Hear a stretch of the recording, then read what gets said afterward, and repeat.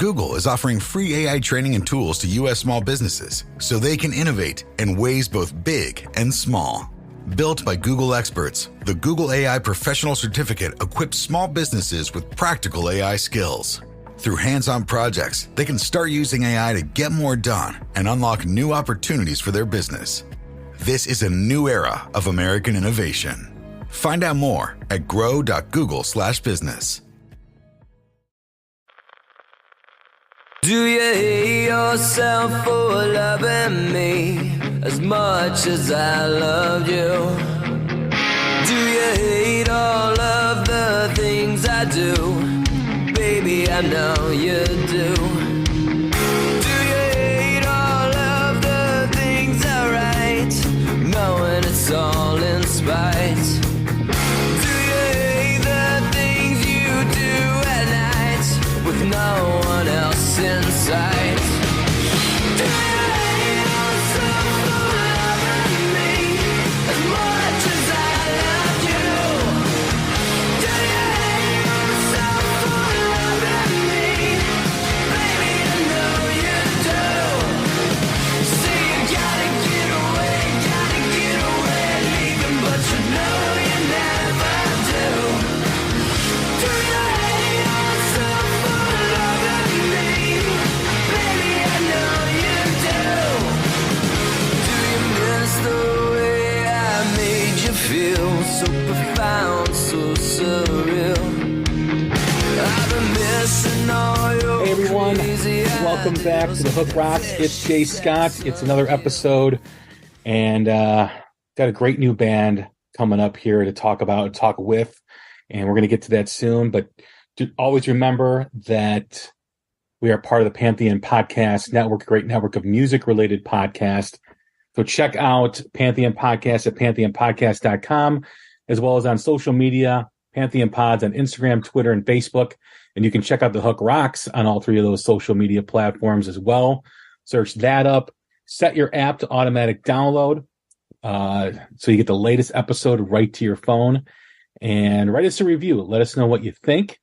We are approaching our 500th episode. We're approaching our 4-year anniversary. We've had some great episodes over the past month. By the way, happy May to everybody.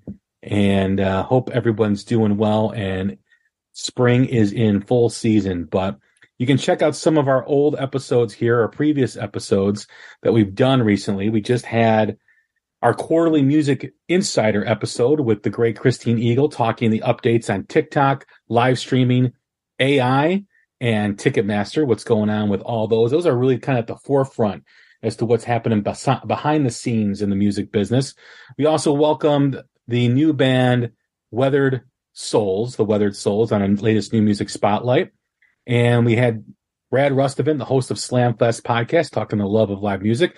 We also had George Lynch, the legendary guitar player, back for his 4th visit to the Hook Rocks. And we had Miljenko Matijevic from Steelheart, as well as another great new band, D Wolf from the Netherlands.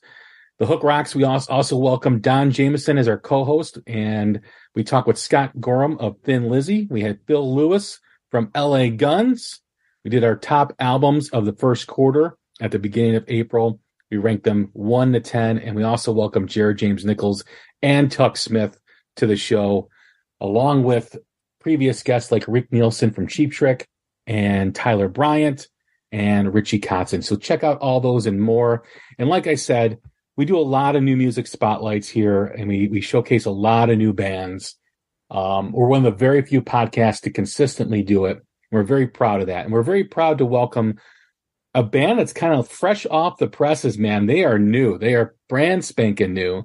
And they are from Nashville. The band is Lost Hearts, and my guest is the singer-guitar player, Max Frye. What's happening, man? How are you? How you doing, man? Thank you for having me. Some pretty impressive guests right there. Pretty cool. Well, thank you very much. I appreciate it. We've grown a lot over the last almost 4 years. Like I said, we're approaching our 500th episode. And when I think back and I look at the early episodes we've done to what we're doing now, I started this as a hobby, and it's kind of grown into something way more than I could ever imagine. So I appreciate you coming on. Appreciate getting to know you over the next 45 minutes to an hour. We've got lots to talk about, but we've always asked the same first question every time we have a first-time guest on the show, and that's really what we're all about. Just like every rock song has a hook that pulls you in, every rock fan has a moment, whether it's a song, an album, a band, or performance that hooked you on rock and roll. What was it? So I think there were a couple. I mean, I grew up with rock and roll, but, with my mom and dad my dad plays and just kind of for fun and everything. And he's played in some bands and stuff. And he's really good at like acoustic and singing and everything. And so I grew up around that. And so, I guess you could say that was my first influence, was probably my dad. But then like when I was about 7, my mom took me to go see Kiss, and I was like blown away. Of course, I mean, you're seeing Kiss as a kid, and that was amazing. And they're still one of my favorite bands. And then the other one, which just announced a farewell tour today, was Aerosmith, and mainly just Steven Tyler, because I used to watch when I was really young. I watched the American Idol. And with my mom, and Steven Tyler was on there. I didn't know who he was. But then like at the end of the show, he sat down and just did Dream On, like just on the piano and singing. And I was like, oh my God, this is amazing. And then the other one would be the just Appetite for Destruction album in general. Like just listening to that and those solos and everything just made me want to play and do music. So those would be kind of 3 right there. You mentioned Aerosmith.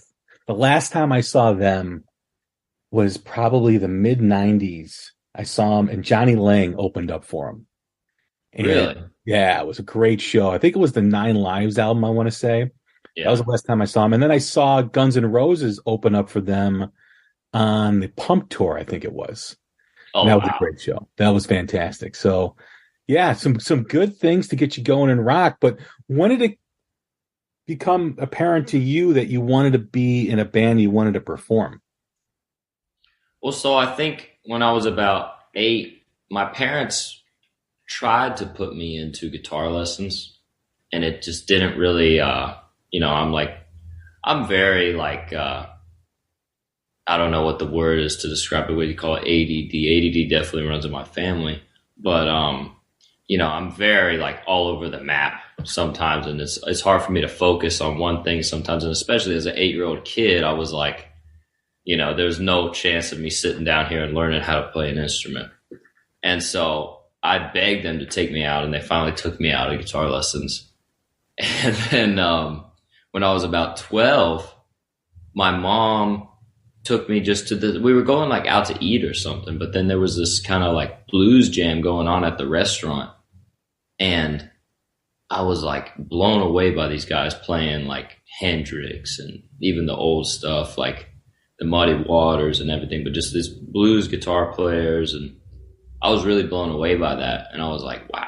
And of course I still like love rock and roll. I've always loved rock and roll. I just didn't always play. And, so yeah, I kind of knew the basics from taking lessons, and I went and I learned some songs, I think I learned like All Along the Watchtower and, some basic stuff like Smells Like Teen Spirit. And I went there the next, like a few weeks later, and, I got up and jammed with the guys.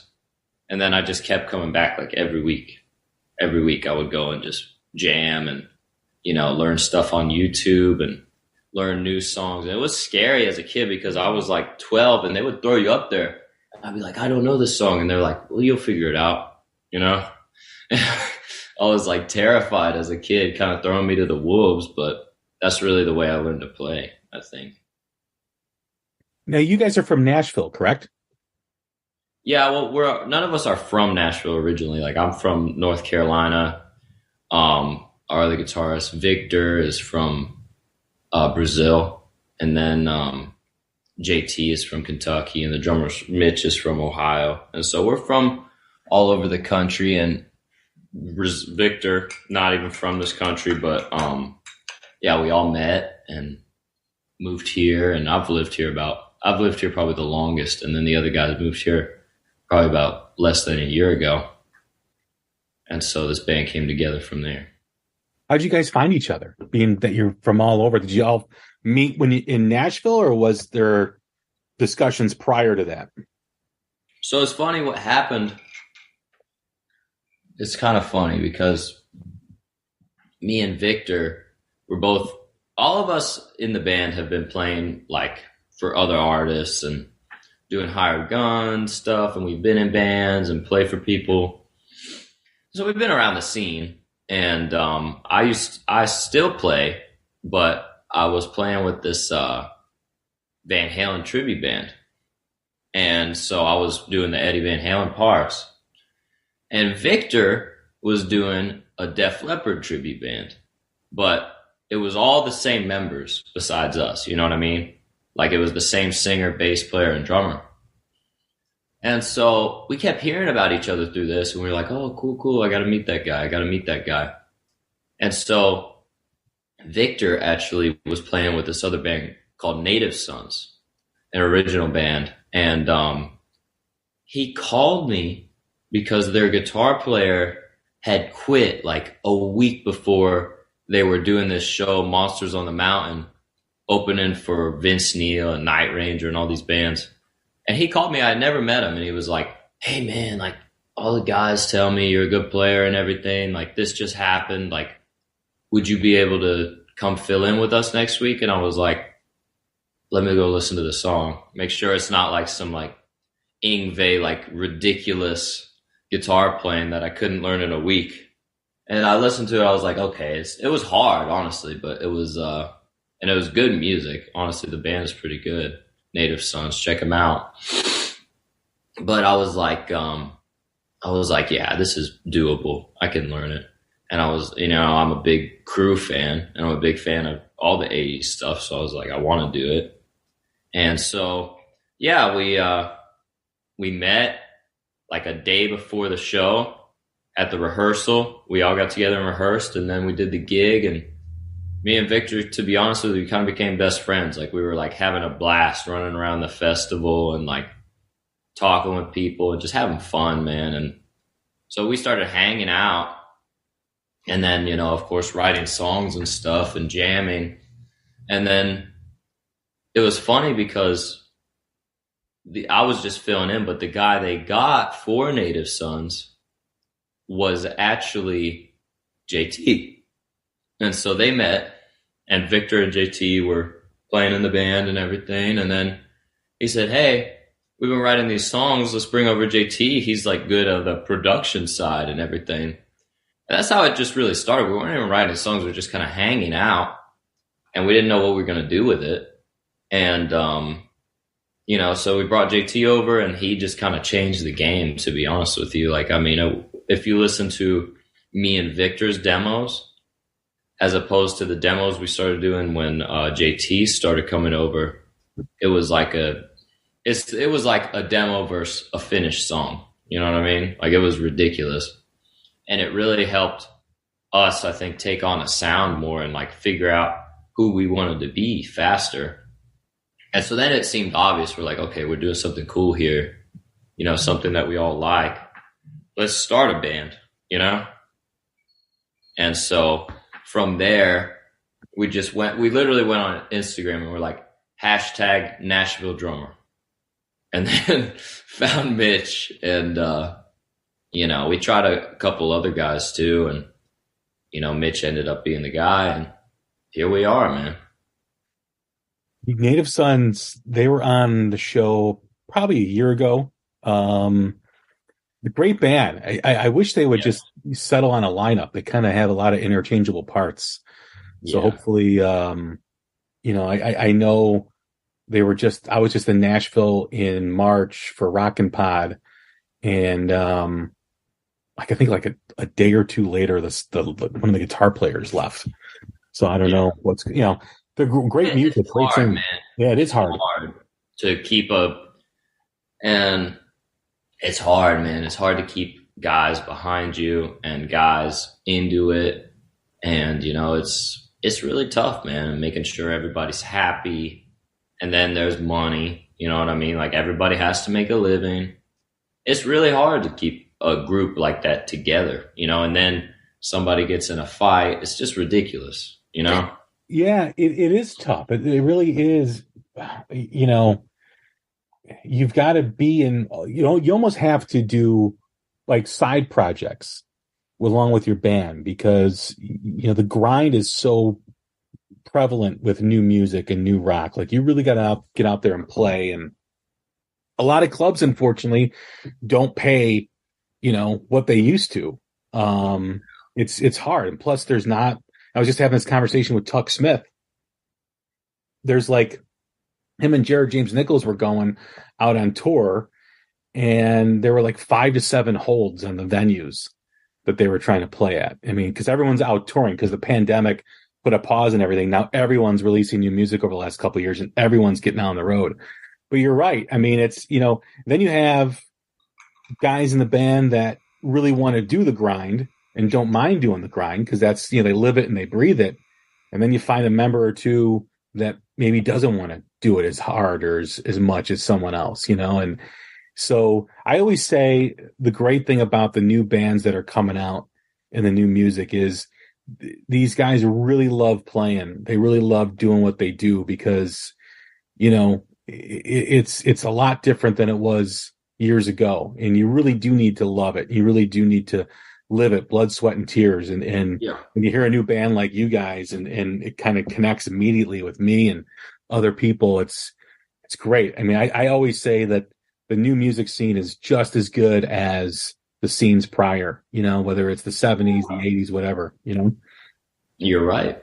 You're right, man. I mean, it's just, I think what rock has lacked over the past 20 years, I think, to be honest with you, I think it's the industry support. I always think the fan base has been there.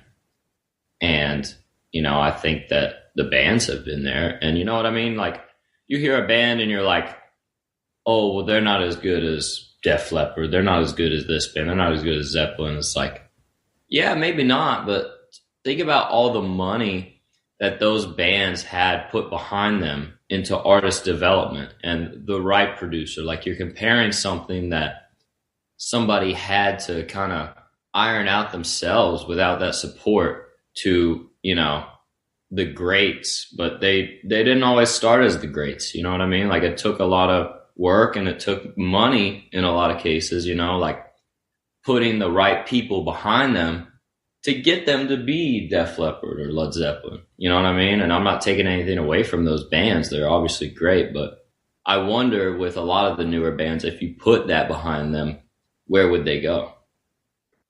It's interesting when you look at those bands that you mentioned, Led Zeppelin, Def Leppard, were both of them in the early part of their career were panned by critics and fans, and there was a lot of pushback. And I think with every new band, you always get the comparison to the bands that came before. And a lot of the bands that, we've talked about, whether it's Guns N' Roses, whether it's Aerosmith and Kiss, and they were all people were very critical of them when they first came out.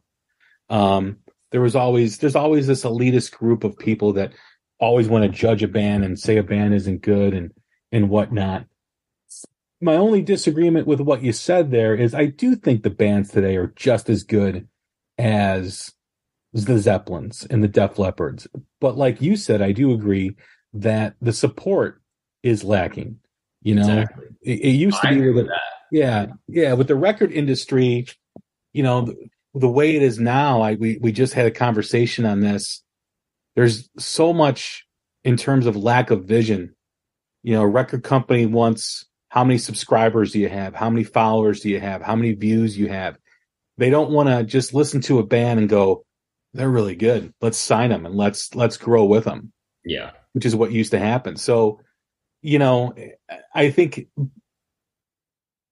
the great thing, though, is rock and roll is really finally in the hands of the fans and in the hands of the musicians. I mean, there's no one determining what happens in a song anymore, how you sound like with pop music and R&B, where, there's 20 different writers, everything's auto-tuned, everything's overproduced. It really is so organic and so authentic, probably more so than probably since the 70s and the 60s. That's an exciting time for rock. I believe.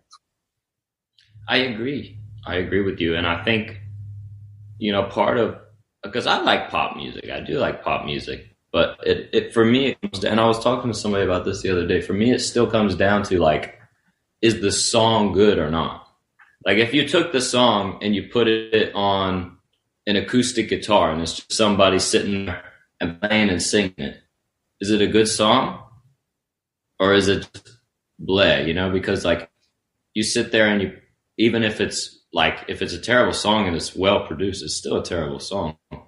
But if it's, if it's already a good song and then you put some stuff on it, like you add some synth and add all this, like you can make it technical. It's still cool. I don't mind that.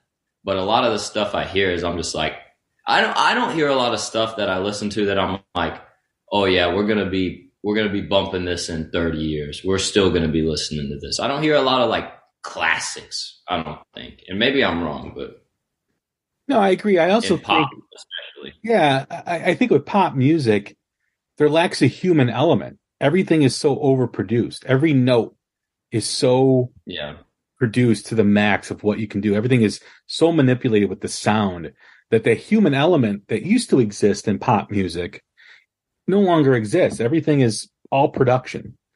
And, there's a lack of authenticity, I think, with it, because a lot of that stuff you can't duplicate live, which is why, and it's a whole nother conversation for another time, but it's why a lot of things are tracked, because there's just no way you can even sound even remotely close to that, because everything is auto-tuned and overproduced.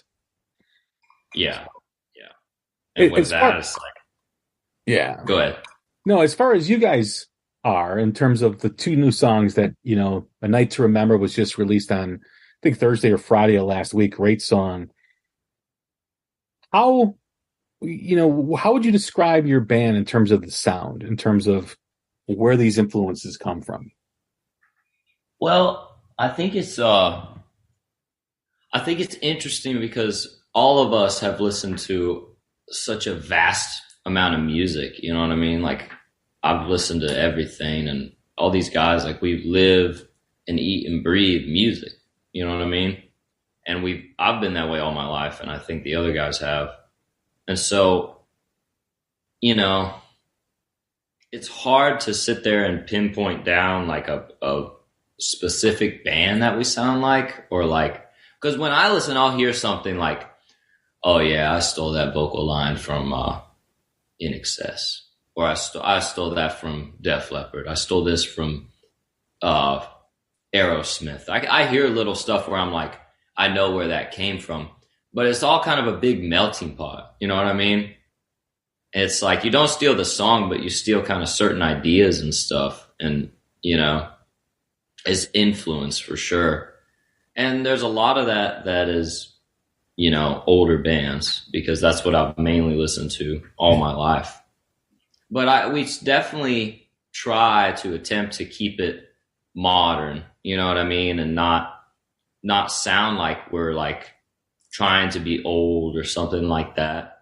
And I like when bands do that, to be honest. I do like when, like bands like Dirty Honey and stuff like that are more kind of throwback. I love that stuff because I love old rock and roll.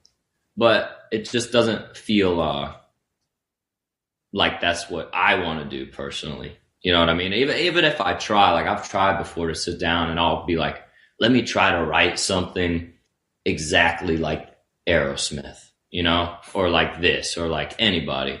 And I sit there and I try to write it, and it takes a completely different turn than I expect. You know what I mean? And so I don't know. I mean, our producer, we're very happy with our producer, Johnny K. And he's done a lot of different stuff as well. Like he did everything from like Disturbed to the Plain White T's, and, everything in between. And he worked with that band that I like a lot called the Black Moods. Yeah, I was just going to mention them. Yeah. They're a great band. And so he's coming at it too with like a melting pot of, experience and listening to music. And, we just have fun, dude, and create it. And I don't know what it sounds like. I'd be curious to hear what you think it sounds like, to be honest. It's interesting because there's a lot of elements of, like you said, of bands that we've listened to, but I don't think there is a definitive, like, huge influence, like, oh wow, they're the next this or the next that. And I like that. Because I like it when I'm trying to figure it out. Right. It doesn't just hit you as soon as you hear it. I like a little bit of, man, what do they sound like? And I still haven't been able to figure it out. All I know is I like it and it's really good. And like you said, there's a lot of familiar tones and a lot of familiar, the hooks are unbelievable in both songs. And of course that's always important to a song, but I like it when it takes me a bit to figure it out. I don't like everything kind of spoon fed to me,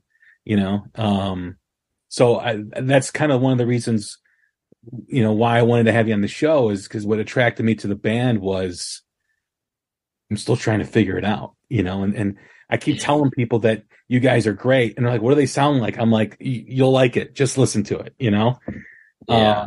So I think that's awesome. Thank you, man. Yeah.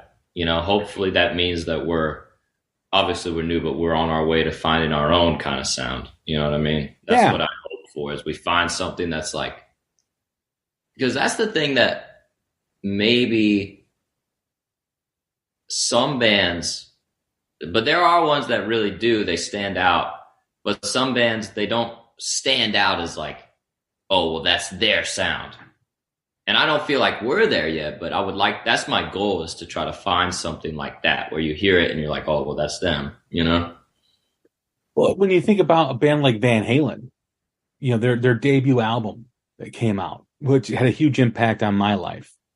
Oh yeah. No one could put a finger on what they sounded like. Yeah. And right. when you now when you look back and we've listened to so much music and we can kind of pinpoint of kind of the influences. To me, Van Halen is a mix between ZZ Top, the Beach Boys, and the Dave Clark Five.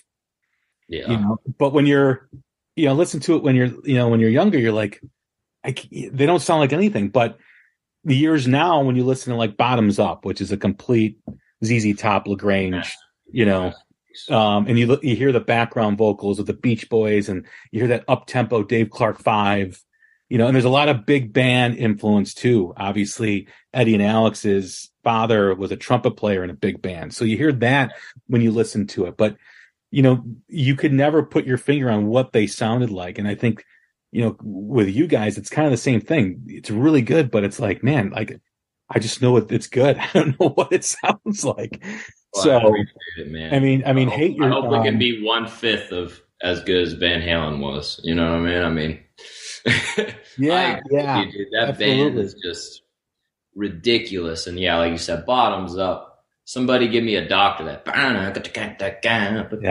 It was ridiculous how much character. Like, their music was like a living, breathing thing, Yeah, I mean, it really had personality. Yeah, and I like the Sammy stuff too, but I mean, dude, especially on the early, like the first 6 albums, it was just ridiculous. When Eddie passed a couple years ago, I've got a son, he's now 18. And I had this moment when I was a young kid where I was home one day with my mom. I think I was in kindergarten or something like that. And we had a half day, but my brother was older and he had a full day. And I remember going in his room because I knew he had the Van Halen 1 album. And I was only like 7 years old, 6 or 7 years old at the time.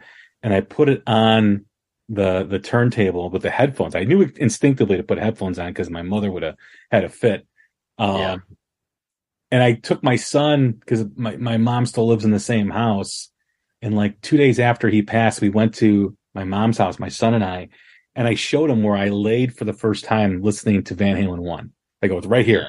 Right here. He's like, what are you talking about? I'm like, this is where I listened to Van Halen 1 for the first time. And he looked at me like I was crazy. Like, you're showing me an area on the carpet where you listen to an album. I go, but you don't understand. It was like a monumental shift in my life, hearing this for the first time. Like, I'm the one, and all that stuff. And yeah. I'm with you on that. I have those kind of experiences too. Like, I'll never forget it.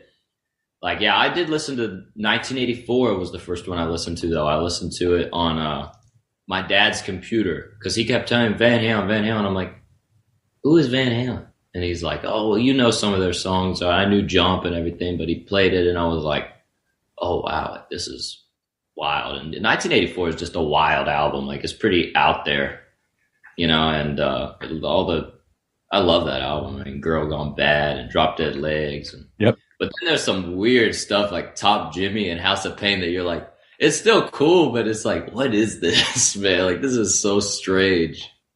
What was so great about that album is here you have the greatest, one of the greatest, if you want to say, or the greatest at that time guitar player. The greatest of all time.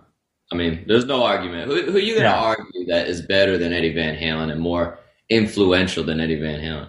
It's a great point. He's the greatest of all time, dude. I don't think there's an argument. I mean, him and maybe Hendrix and Jimmy Page and Clapton, but I mean, that's about it, dude. For me, at least. That's my opinion. With that album, here you have this iconic, legendary guitar player, and then the album starts out with a keyboard solo.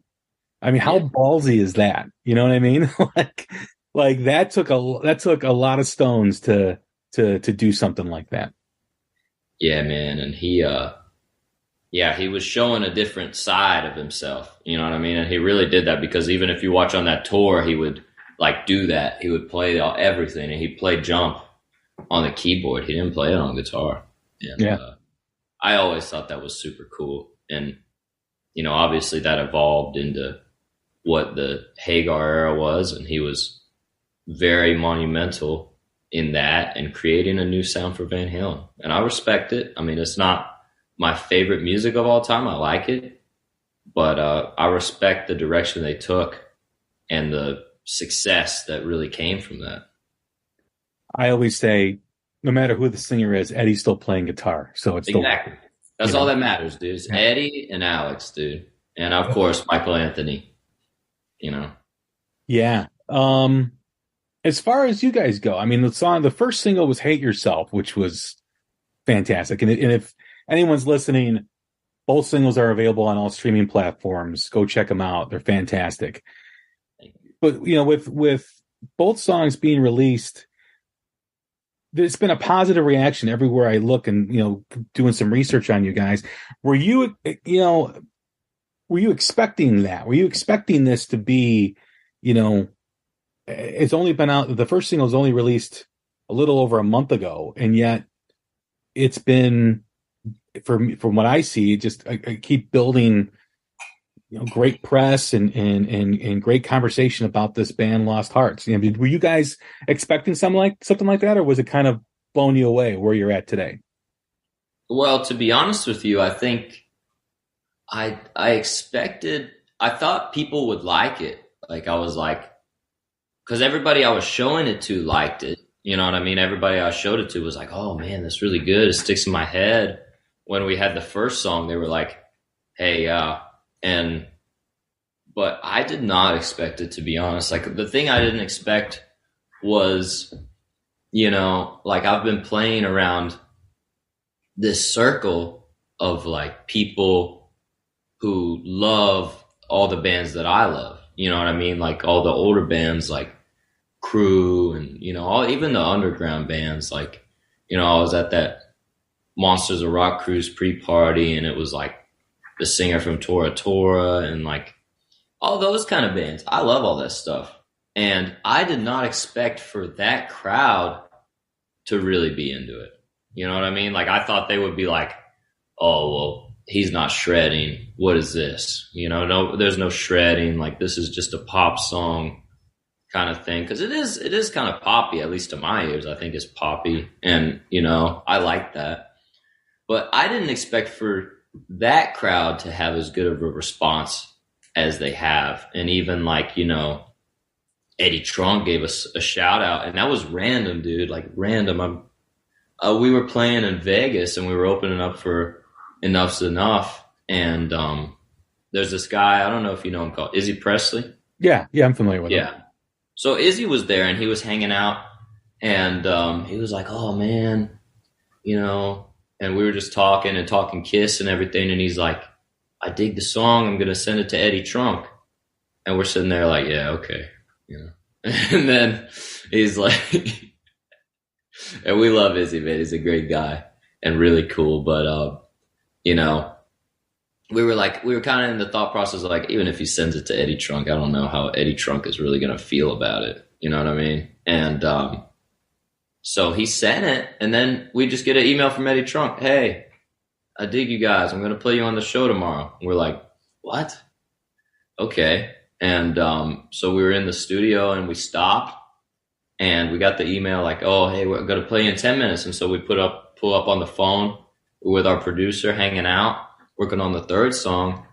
And, man, he was so, like, thoughtful, man, and, like, hey, you know, like, this is not something I do really that often, but I heard this, you know, my friend showed it to me. He was like, I have no agenda. And that's the truth, because there were a lot of comments and stuff like, oh, this is when and jealous people and everything, like, oh, when your dad has powerful friends and all this. But it's like, it was so natural, man. He just heard it and he liked it and he chose to play it.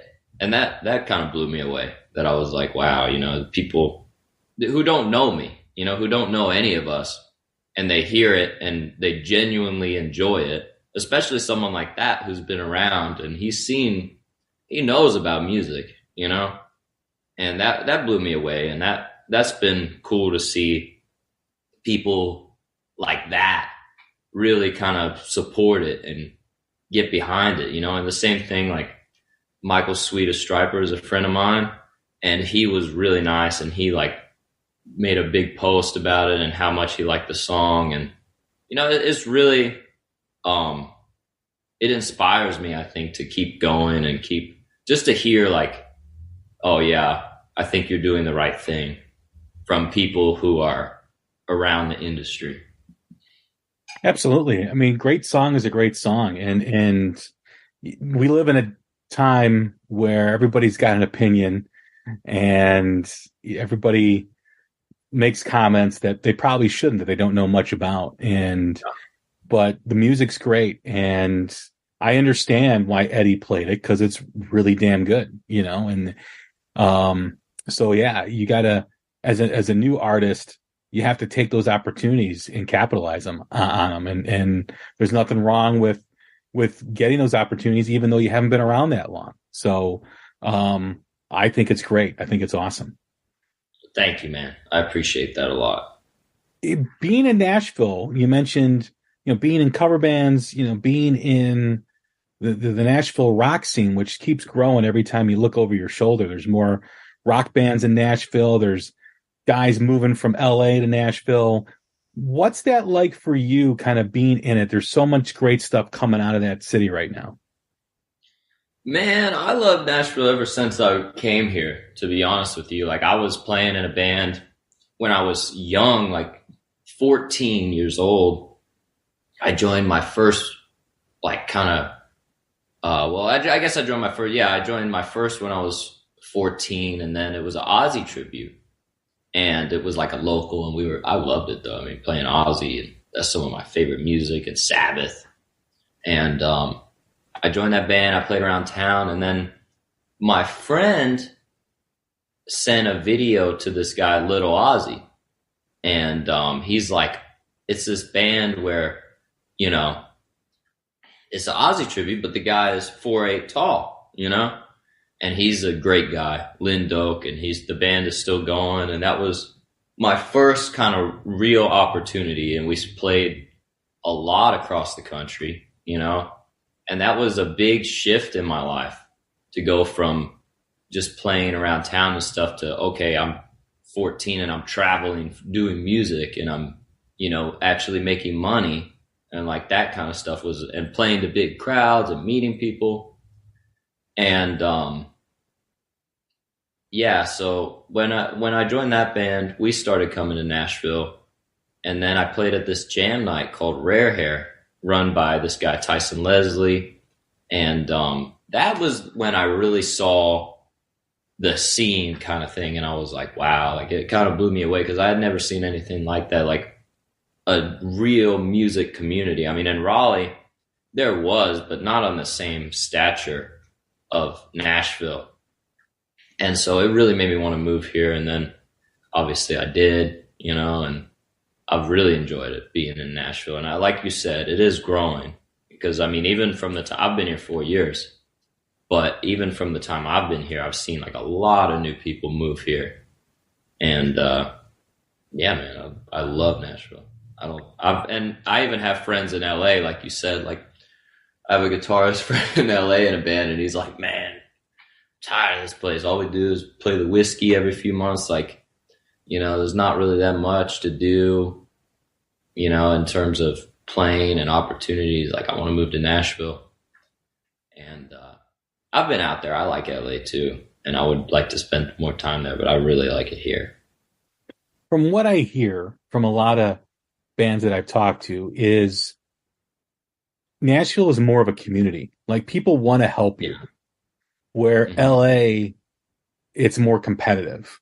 I mean, I'm not saying that Nashville isn't competitive because it is, but there's more of a community atmosphere where people are like, hey man, why don't you come and play on my album? Come in the studio and I need you to throw down a couple licks, or hey, I can come by and play that or sing background vocals or whatever. People just want to help people and want to do things. And I think I think it is definitely a community, and I enjoy that aspect of it a lot because I mean I like to help people certainly when I can and just, but it's not even like I see it like that, or I don't think anybody really even sees it like, oh, I'm helping somebody. It's just like, hey, we're friends. And that's the thing. It's like like-minded people and we're all living for the same purpose pretty much. You know what I mean? We're all living for music. Everybody, you don't move to a town to do music unless that's your life. You know what I mean? Absolutely. And so it's cool because, it's like we're all just hanging, man. We're all just living our lives, but everybody's here for the same thing. I was at Rare Hair in March, and it was great. I mean, I think you had the lead singer from Tora Tora up there for a bit, Eric Martin from Mr. Big. You had Tuck Smith jamming up there. You had Leilani Kilgore, who I'm a huge fan of. She's a great blues. Leilani's a friend of mine, man. She's in a band with actually the old drummer from Little Ozzy. Yeah. And some of my other friends, Tesla and Sam, and they do that band called Holy Lightning, and they're great, man. I love them. Yeah, she's great. She's awesome. She's fantastic. I'm going to try to get down there Memorial Day weekend because there's a great gig at the Basement with Jack's Hollow, Moon City Masters, and who's the third? Trying to remember the third band on the bill. Naked Gypsy Queens. Oh yeah. Yeah. I know Jackson. I know Naked Gypsy Queens. I haven't heard of the other one. They're from Jersey. Okay. Yeah, they're really good. But yeah, I love to see that show. I think that's Jax's her release party for her new album. So, but there's always stuff going on, man. Like I was there in March. I was there in November. I mean, one night we're at the Basement. The band called True Villains was playing. Great band. And the next night, Butch Walker's playing at the Brooklyn Bowl, and yeah, awesome, man. There's like you wherever there's always music playing. It's great. Always, man. Even if it's like worst case scenario, you just walk downtown and it's like you're gonna find somebody playing something cool. Like there's always the just basic country, but if you look, there's rock bands around there, and there's even this band that plays at Nudies. I don't even know their name, but they do like all like emo kind of music. Like It's interesting because they'll do like MCR and like more of that kind of stuff, like the pop punk and everything. And it's interesting because I think they're the only ones down there really doing that, but people like it. What about for you guys? You guys have the 2 singles. You said you were working on the third. Are there plans to release an EP or an album, or is it just doing the singles thing right now? So I think right now it is kind of the singles thing, the game, the algorithm game and all that. Like, and I've read into it and I've talked to people, and from my research is that the best thing to do right now is release singles and then kind of put them into collections. You know what I mean? Like, so yeah, I think once we get like 5 songs, 6 songs, we'll probably like label it like, okay, this is our collection. You know what I mean? This is our EP, and do it that way. And of course, eventually we want to do a full album, but our concern is like, you know, with all this stuff, like going in there and, you know, yeah, you got to pay to be in the studio and you got to do this stuff. It's like, you're going to release an album and then somebody listen to the first song or the first 2-3 songs and then, okay, yeah, it's good. Or, okay, yeah, it's bad, you know, and then they don't listen to the full thing. Like, how often, of course, me and you do, but how often is the average person really sitting down and say, okay, let me put it on first song and listen to the full thing, or even listen to 3/4. People just don't really do it anymore. It's kind of crazy, unless they're like a major established artist, like, okay, yeah, Harry Styles or even like Greta Van Fleet. They're okay if they put out an album, but yeah, people are going to listen. But at our point in time, you know, it's like it doesn't really make sense, I don't think, to put out an album. So yeah, we'll definitely do EP, and then eventually when we get more of a following and stuff, I would like to do a full album because I love albums. I mean, I have all this vinyl upstairs, you know, like that's my thing. I love to put on an album and give it a chance, you know, even if it's something I've never listened to, band I've never listened to, put it on. Maybe, you know, you sit there, read about the band a little bit, read about the album. Like, that's fun for me, you know, and look, okay, who produced this? Oh, okay, that's why it sounds like this. I like that stuff, but it just doesn't seem, and it's sad that I don't think people do that as much anymore, but it's the whole, like, social media and, like, the whole short mindset, you know what I mean? Like, short term, like, everyone's used to now, even YouTube has gone to Reels and all that, like the TikTok, like 30-second videos is like the most common media now. It's crazy. Don't get me started on TikTok. I know, man, but that's the thing is we're so like... It's so ridiculous. How many 30-second videos are we watching a day? You know what I mean? Yeah. Yeah, no, like it's enough to probably put into a movie. Right. No, I love the journey of an album. You know, like you start out this first song. First song is so important because it really sucks you in. It pulls you in, you know, and then it's up to the band to hold that interest, you know, from you for the entirety of the album. And that's a challenge in itself. And those what makes up the great albums is when it's all killer, no filler. And I love that. And I love the twists and turns and just hearing the differences and creating a different song. That's special. I think that's great. It's a loss. It's becoming a lost art form, unfortunately, with, you know, fewer bands releasing full length albums. You know, love vinyl, like you said, you know, the physical, tangible piece of music, which I think is so important. But, yeah, I always appreciate the full album. We do our quarterly album rankings from 1 to 10 every quarter. And then at the end of the year, we do the end of the year. And we only rank the albums that we've actually listened to, and the full albums, not like a couple songs. Like, we sit and listen to the full album. And a lot of times I'll listen to an album 3 to 5 times before I'm ready to move on to something else, or it'll stay in my car for a month and just keep listening to it. So yeah, I love the album art form. I do too, man. And I mean, a lot of my, like I said, I mean, vinyl and stuff, like I love when it's, yeah, like it's like a concept, because there are some songs that I love. Like, a lot of my favorite songs are deep cuts, or like are not singles, and they wouldn't be right for a single. There are songs that are album songs. You know what I mean? Like, they don't make sense as a single, but they're amazing. And that's what I think you miss out on when, you know, we live in such an industry where it is kind of single based. Yeah, you mentioned the Black Moods earlier. Their last album, the last 2 albums I think they've done with Johnny K. And man, there's some gems that are in between those singles that they released that I just love.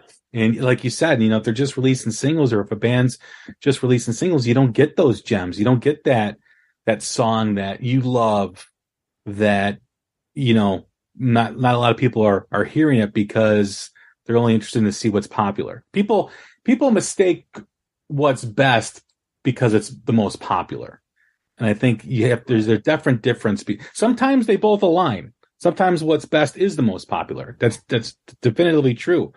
But a lot of times, man, it's that song, fourth track on the album that people aren't familiar with. It's got that great hook and that rip and riff, and you're just like, man, that's a great tune.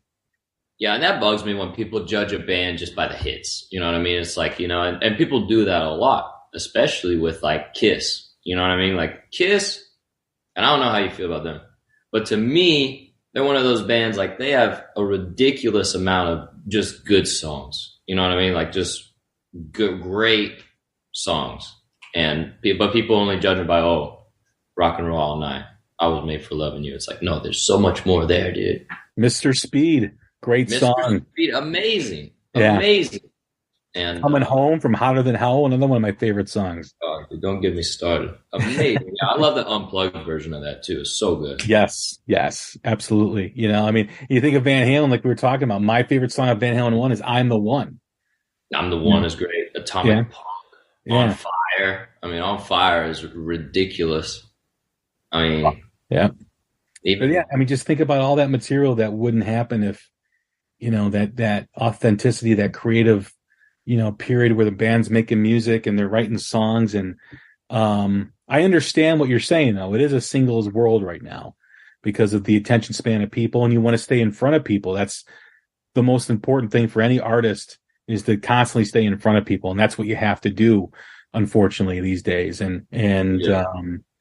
But I always loved getting that vinyl or that CD. And for me, when I was growing up, music was a babysitter. So on Fridays, you know, I'd get a new album, and I'd be in my room the whole weekend just listening to it. Yeah. Well, yeah, absolutely. And it's different, but I mean, yeah, it's happening in every form of entertainment, I think. And in every form of life. It's like, even movies are not as big as they used to be. You know what I mean? Like movies, people used to sit down, okay, watch a full movie. I don't think people do it as much anymore. I know people still do. But I think if you would probably look at the stats, like I bet you TV shows and even like just Instagram, people instead of watching a TV show or watching a movie now, just sit on Instagram and do that stuff and watch, or TikTok. You know what I mean? Like people are just more distracted. Distracted and just, you know, short-term minded. I don't know what the term is I'm looking for, but you know what I mean? Yeah. What's next for you guys? Well, we got next week, or this week actually, this Friday, we are playing, opening for Great White and Steve Riley's LA Guns in Michigan. And then the week after that, we're doing another show in Saginaw, Michigan. And yeah, we have a lot of dates coming up, playing with Buck Cherry and, you know, even doing some local stuff here in Nashville. We're playing with the Lonely Ones, and we're doing a headlining show as well. And yeah, we're playing shows. We're getting out there. We have another song coming soon. It's just about to be mixed and mastered. It's all done, recorded. And so, yeah, man, we're just keep trying to get out there as many shows as we can. I mean, of course, the goal is to get onto a tour. And so we're working on that as well. And, you know, we are still fresh. And so we're just we're working and just seeing what happens, you know, like whether hopefully we can start talking with some labels and stuff like that and see where everything falls. Max, it's been great getting to know you, and it's been a great conversation, man. Hey, thank you, man. It has been a pleasure, for real. Awesome. Everyone, check out the Lost Hearts, or Lost Hearts, as they are called, and check out their singles, Night to Remember and Hate Yourself, on all streaming platforms. Great songs, man. I'm telling you right now, whoever's listening, you will love it. And send me a message and let me know what you think. Once again, this is Jay Scott. This is the Hook Rocks, the Ultimate Rock Community Podcast. Thanks for tuning in. Don't forget to write us a review. Take care of yourself. Take care of each other. And we will talk soon. Thanks. I don't know why all the places I go seem to lead to you. I don't even really think you know that I'm obsessed with the thought of you. I've been thinking about all the ways to get your attention, but I'm playing it safe. I've been dreaming of all the ways to make you mine, but I think it's too late. Wanna take you away, I wanna give you a night to remember, night to remember. If it takes you away, just remember the nights are forever, nights are forever.